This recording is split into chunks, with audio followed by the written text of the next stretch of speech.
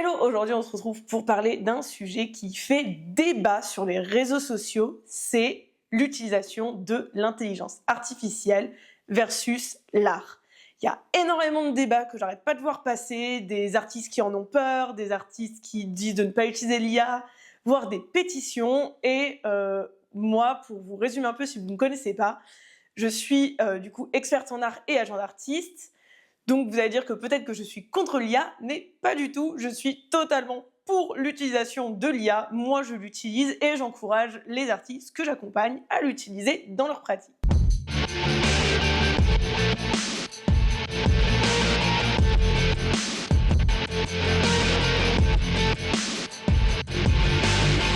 J'avais vraiment envie d'aborder ce sujet et j'ai fait exprès de ne pas trop préparer ma vidéo parce que j'ai pas envie de vous déblatérer un peu une liste d'arguments que j'aurais préappris où je serais allée chercher des références à droite à gauche. Non, ce que je voulais, c'est vraiment juste faire une vidéo où je vous donne tout simplement mon avis sur ce que moi j'en pense et je vais aussi faire intervenir les artistes avec qui je travaille. Pour vous expliquer un peu le fonctionnement que j'ai fait, c'est que moi je vais faire ma vidéo, je vais leur envoyer et je vais leur demander de tourner leur réaction à ce que j'ai dit. Déjà, je vais essayer de commencer par vous amener un peu les mauvais points parce que faut quand même que je sois honnête, on ne peut pas dire qu'il y a que des bons points à l'utilisation de l'intelligence artificielle. Pour moi, le plus gros problème, c'est celui du droit d'auteur, mais j'ai envie de dire qu'à un moment, ça va être légiféré, tout simplement. Ça peut pas continuer dans ce sens-là, et dans tous les cas, même avant l'intelligence artificielle, sur Internet, on sait qu'il y a des problèmes de droit d'auteur. Le nombre de gens qui récupèrent des images Pinterest, qui n'utilisent pas des banques d'images libres de droit, qui vont même utiliser le travail d'un autre artiste en le republiant sur un compte Insta, sans le notifier, ou même les comptes fans. Déjà, ce problème, il existe, donc oui, ça va l'accentuer, mais c'est quelque chose qui va être légiféré pour moi à terme, ou sinon quelque chose qu'il faudra combattre. Ensuite, le second problème, c'est celui de l'écologie. Mais malheureusement, j'ai un peu regardé, les réseaux sociaux utilisent tout autant d'eau, tout ce qu'il faut pour refroidir les data centers, tout simplement. Donc quand je vois des gens sur TikTok qui font une grosse vidéo d'1 minute contre l'utilisation de l'intelligence artificielle pour générer, par exemple, les starter packs, que ça serait mieux fait par un artiste ou un graphiste, alors que derrière, TikTok, ça utilise tout autant. Je pense que cet argument, malgré le fait que ça soit un désastre écologique, on va pas se mentir, mais le monde avance vers un désastre écologique tout simplement, c'est pas vraiment un argument qui va tenir la route à 100% pour moi, en tout cas dans le débat art vs IA.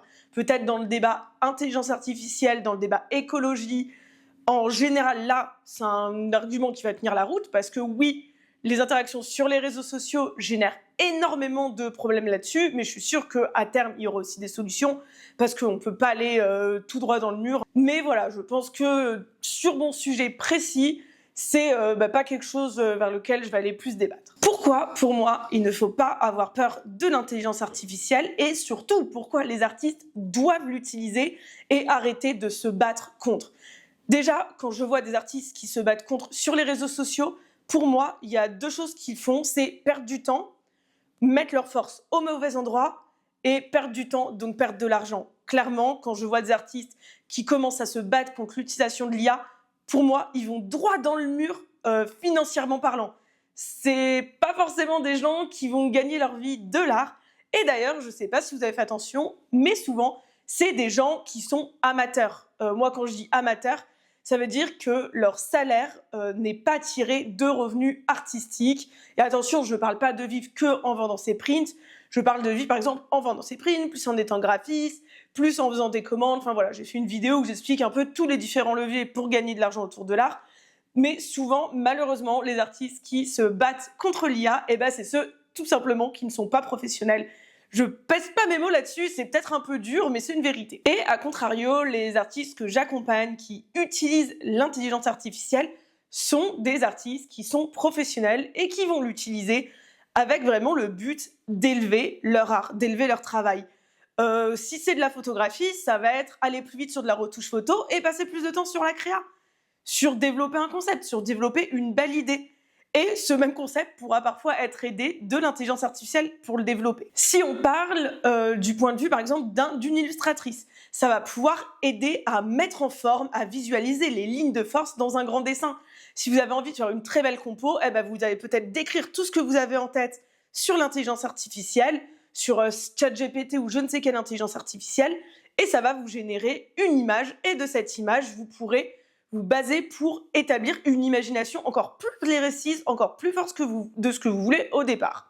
Vous pouvez aussi aller animer les images que vous avez déjà faites, les modifier, les agrandir, par exemple demander à ce qu'elles soient vues d'un autre point de vue, et tout ça, ça va juste finalement agrémenter votre imagination. Quand on est graphiste, vous pouvez aussi l'utiliser pour créer les mock-ups de packaging, voire créer un site internet, voire même développer vos stratégies pour les réseaux sociaux. Alors ça ne sera pas peut-être aussi fini que si vous avez bossé avec une grosse agence, et encore je dis ça actuellement, mais ça va tellement vite que peut-être que oui, mais vous allez pouvoir mettre vos forces ailleurs. Au lieu peut-être de réfléchir à faire une strat un peu bateau sur les réseaux, vous allez demander à ChatGPT ce que vous voulez, il va vous pondre une strat plus ou moins parfaite, mais déjà toute faite, et vous, tout simplement, vous gagnez du temps, vous aurez plus de temps pour dessiner, vous aurez plus de temps pour aller faire des photos, enfin voilà, vous aurez vraiment plus de temps pour aller faire votre art.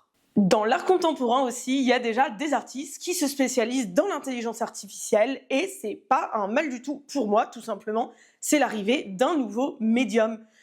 Si je vais vous faire un parallèle assez visuel, c'est l'arrivée de la photo et de la vidéo. Quand la photo et la vidéo sont arrivées sur le marché de l'art, parce qu'au début c'était vraiment purement scientifique, mais quand c'est arrivé dans l'art, eh ben, les artistes, ils en avaient peur, autant qu'aujourd'hui, vous avez peur inutilement de l'intelligence artificielle. Donc, qu'est-ce qu'ils ont fait? Eh ben, au lieu de commencer à se battre, enfin si, certains, ils ont commencé à se battre, mais ça les a pas menés bien loin. Mais ceux qui ont voulu aller plus loin, utiliser ces nouvelles forces de création pour en faire quelque chose d'autre, ils ont par exemple fait des collages à partir de photographies, ils sont spécialisés dans la photo, ils ont fait les photos spirit, donc un peu de montage photo.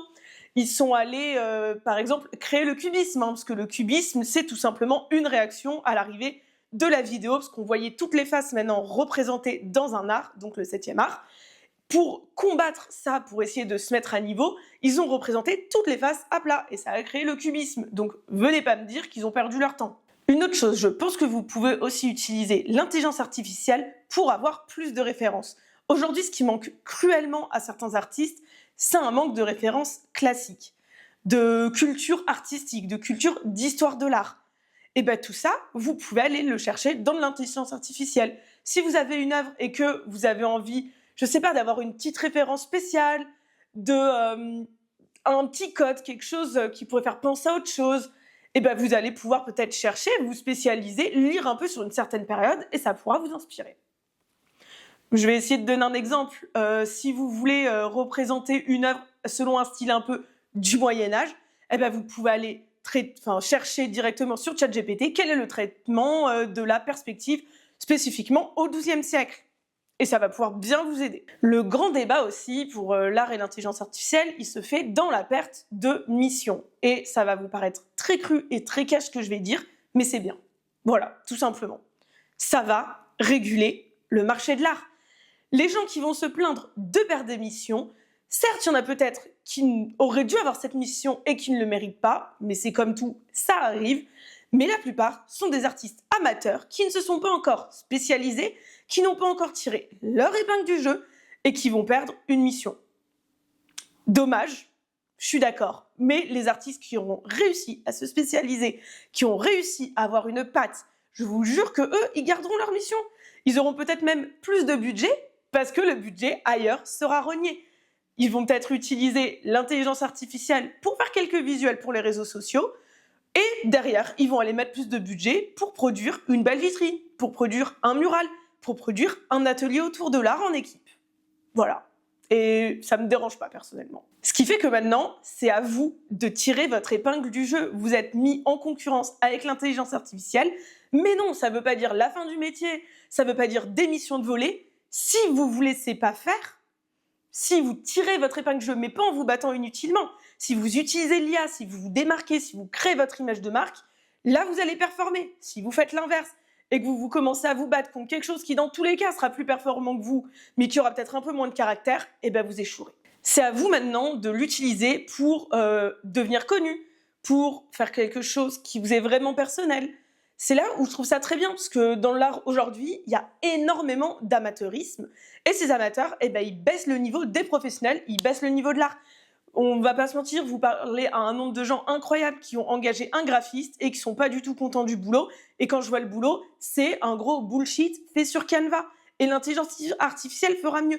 Mais il fera pas mieux qu'un ou une graphiste avec de l'expérience, de la connaissance et une connaissance précise du milieu pour lequel il va faire une direction artistique, par exemple. Pour vous résumer un peu l'intégralité de mon idée, pour moi, l'intelligence artificielle dans le milieu de l'art, c'est un changement de paradigme, c'est quelque chose qui peut vous aider et une entité contre laquelle vous ne devez pas vous battre, mais plutôt avec laquelle vous devez collaborer.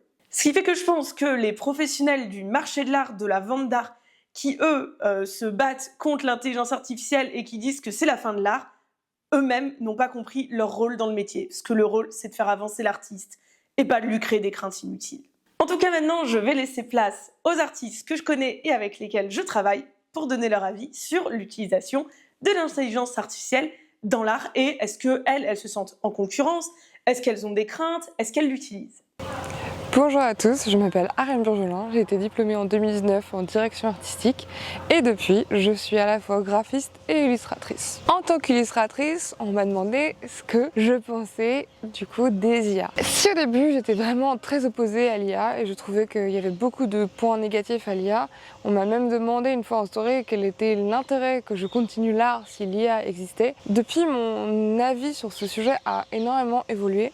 Et je vais vous faire un peu, du coup, un petit débrief de mon avis en tant qu'artiste de l'illustration. Déjà, ça pourrait être intéressant de redéfinir qu'est-ce que c'est que l'intelligence artificielle. J'avais lu il y a quelques années qu'on pouvait définir l'intelligence par la capacité d'une cellule à s'adapter à son milieu. Quand on parle d'intelligence artificielle, de ce fait, on parle d'une forme d'intelligence créée pour s'adapter artificiellement à une demande qu'on lui fait. Donc on voit pas que, bien quand je dis ça, que du coup, si il y a le mot artificiel, ça veut dire qu'il y a forcément une empreinte humaine qui a créé cette demande. Parce qu'en fait, sans cette intelligence, si elle s'adapte par elle-même, elle n'est plus artificielle, mais réelle. Pour l'instant, tant qu'on parlera d'IA, donc d'intelligence artificielle, on parlera d'une intelligence qui exécute la demande d'un humain. Moi, les points négatifs que je vois à l'IA aujourd'hui, c'est celle des droits d'auteur. Pour moi, elle est beaucoup utilisée par pas mal de personnes pour violer, j'ai envie d'utiliser ce mot qui est fort, les droits d'auteur des artistes. Quand on voit toutes les illustrations qui ont été générées par l'IA à partir de l'univers de Miyazaki, il y a un vrai problème au niveau législatif, au niveau conceptuel, de se dire que n'importe qui peut se permettre aujourd'hui de prendre un dessin qui a mis des dizaines d'années à avoir son propre style, qui a mis des dizaines d'années à avoir son propre univers et prend tout ce travail pour en faire sa propre interprétation générée du coup. Et donc dans ces moments-là, moi ça me pose un vrai problème au niveau des droits d'auteur. Je trouve que c'est quelque chose qui est extrêmement problématique. Au sein du graphisme, en revanche, ça fait pas mal d'années qu'on utilise déjà les banques de données d'images comme Adostock dans pas mal d'agences de graphisme et pour pas mal de clients. En fait, les données, les générations d'images, c'était déjà quelque chose qui existait avant. Quand on disait, sur Adostock, on cherchait, je sais pas moi, un grain de blé, il y avait plein de grains de blé déjà plus ou moins générés par d'autres graphistes auparavant avec différentes formes. Alors c'est vrai que eux ne gagneront plus d'argent du coup puisque ce travail-là aura été régénéré par les IA. Donc il y a encore un problème de droits d'auteur pour les graphistes qui ont généré ça. Mais en revanche, en fait, c'est déjà des choses qui existaient déjà, qui étaient déjà un peu problématiques, je trouvais, dans le graphisme ces dernières années, au niveau de la créativité, parce qu'en fait, le métier de graphiste était en train de devenir un métier de compositeur d'images à partir d'images déjà existantes. Je pense que générer une belle image sur IA, c'est pas donné à tout le monde. Faire des bons prompts, c'est pas donné à tout le monde. Pour moi, n'importe qui peut peut-être créer aujourd'hui une image sans aucune compétence sur Photoshop, Illustrator ou même en dessin traditionnel. Oui, par l'IA, parce que l'intelligence de l'IA amène cette compétence et cette motricité-là que les gens n'ont pas forcément à la base. Par contre, je pense que le fond, le propos de ce qu'on a vraiment à dire, c'est quelque chose qui s'apprenait déjà en école d'art et qui s'invente pas et qui en fait quelque chose de particulier à l'artiste aussi. En fait, pour moi, une IA n'est pas vraiment un concurrent d'un artiste, comme pour Miyazaki par exemple, où en fait, finalement, quand vous demandez à ChatGPT de vous générer votre photo façon Ghibli à la Miyazaki, quelque part, enfin, vous dévalorisez l'art de Miyazaki et ça vaudra jamais un portrait à l'aquarelle que Miyazaki aurait pu faire de vous. C'est que tout le monde peut maintenant copier facilement Miyazaki, mais en fait, vous pouviez déjà demander une fausse copie pourrie dans le passé à n'importe quel artiste qui aime faire du fan art. C'était possible, mais c'était déjà illégal en fait. Mais on voit bien déjà que pas mal d'entreprises qui aujourd'hui pensent pouvoir faire sans direction artistique, sans graphiste et juste utiliser aujourd'hui l'IA, ne sont pas des clients qui étaient déjà intéressants dans le passé. Enfin, personnellement, moi les clients qui me demandaient de faire un logo avec 50 €, j'ai toujours refusé et c'est les mêmes qui aujourd'hui vont utiliser Midjourney. Alors oui, si vous voulez un logo bas de gamme, que vous aurez fait avec un prompt sans savoir exactement ce que vous cherchez et sans avoir cette idée justement de la direction artistique dans lequel vous voulez mener votre projet, forcément, bah oui, Midjourney peut nous remplacer. Mais j'ai envie de dire, moi j'en veux pas de vos 50 €.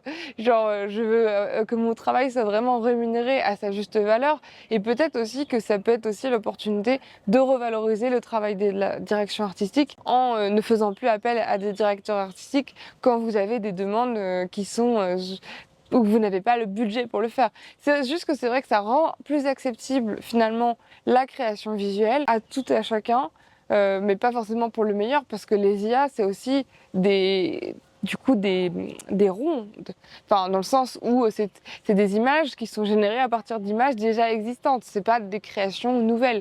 Elles vont régénérer à partir de plusieurs images, donc ça crée quelque chose peut-être de nouveau, mais en soi c'est pas original. C'est quelque chose qui existe déjà et on le voit bien. Moi, je me suis amusée à demander au prompt, par exemple, de faire des corps avec les valeurs de la body positive. Elle a du mal, hein. Soit elle fait des corps très maigres, soit elle va faire des corps dans des formes d'obésité assez importantes ou avec des formes quand même assez bien placées. Là où moi je cherchais justement des modèles vivants que l'IA pourrait me générer pour avoir un peu cette diversité des corps, et l'IA elle en est complètement incapable parce qu'en fait elle ne voit que les images et la majorité des images qui ont été générées sur Google et sur les campagnes de pub et tout ça, et la plupart des corps qu'on voit c'est des corps de mannequins, et même un mannequin grande taille reste un mannequin, ça reste un corps très harmonieux, bien proportionné. C'est pas le corps forcément de tout à chacun.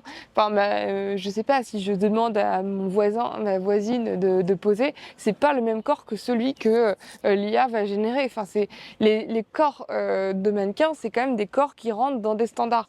Et en fait, l'IA ne sait générer que ces standards-là parce que c'est les seuls qu'elle a en visu, du coup, sur les différentes campagnes de pub, les différents visuels qu'elle a pu trouver dans des années précédentes. L'autre point que j'ai envie d'aborder, c'est aussi les chats. Les versions de robots qui communiquent avec nous. Moi, je sais qu'en tant que dyslexique, le fait de demander à Gemini des fois de simplifier ma pensée, de la raccourcir, de trouver une meilleure formulation dans mes phrases, ça me fait aussi gagner du temps et ça m'évite en fait un travail mental qui parfois est très très éreintant. Ça me permet aussi des fois de faire des réponses plus polies à mes clients que ce que j'aurais fait initialement. Il y a quand même des points que je trouve très intéressants quand on a un petit business, parce que ça permet quand même d'avoir des solutions simples. Je pense que ce qui est le plus important dans une création artistique, c'est vraiment les valeurs et le propos qu'on a derrière. Si on n'a pas de propos, si on ne sait pas ce qu'on va dire, et que finalement on a juste envie de créer un visuel, aujourd'hui c'est vrai que Midjourney et les autres intelligences artificielles sont capables de complètement remplacer un créatif un peu lambda, j'ai envie de dire. Mais si vous voulez des choses qui sont un peu plus perfectionnées, où il y a une vraie intellectualisation, une vraie conceptualisation artistique, l'intelligence artificielle n'est aujourd'hui pas encore capable de remplacer ça. Ou si elle le fait, ça reste quand même quelque chose de détaché d'une forme d'expérience. Pour moi, ça n'a pas d'intérêt aujourd'hui d'acheter une BD qui serait générée uniquement par intelligence artificielle. En revanche, bon, pourquoi pas demain lire une BD qui a été générée à l'aide, même si bon, j'ai vu des livres comme ça où certains visuels ont été générés par intelligence artificielle, ça se voit tout de suite. C'est des trucs, en fait, ça donne des styles incohérents. En fait, je pense que c'est surtout ça qui fait peut-être la différence entre un DA un truc qui a été généré par un prompt avec DA et sans DA, c'est que souvent ça manque de cohérence. Et c'est la cohérence visuelle que les artistes et les graphistes peuvent générer en fait dans ce qu'ils font, en tout cas les artistes visuels. Donc pour moi, c'est un nouvel outil qui a besoin d'avoir des législations autour de cet outil, mais il ne remplace pas l'humain. Il ne remplace pas la création artistique, il ne remplace pas l'expérience, il ne remplace pas l'émotion qui est derrière.